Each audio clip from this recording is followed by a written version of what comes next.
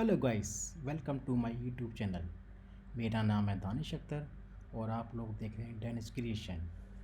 आज से मैं एक यूट्यूब पे नई सीरीज़ स्टार्ट कर रहा हूँ और ये मेरी पहली सीरीज़ है। इस सीरीज़ का नाम है UX and UI design training. इस सीरीज़ में मैं जो टॉपिक कवर करूँगा वो टॉपिक्स हैं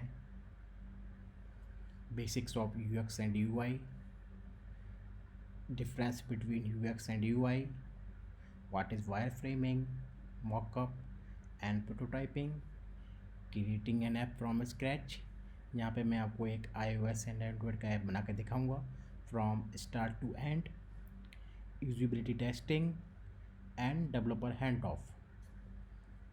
इस सीरीज में मैं जो सॉफ्टवेयर कवर करूँगा वो सॉफ्टवेयर होंगे Photoshop, XD, Sketch, Figma, Flinto, Principle and Zeplin. Adobe Photoshop, Adobe XD, Sketch and Figma मैं डिज़ाइनिंग के लिए यूज़ करूँगा। फ्लिंटो एंड प्रिंसिपल मैं एनिमेशन के लिए यूज़ करूँगा।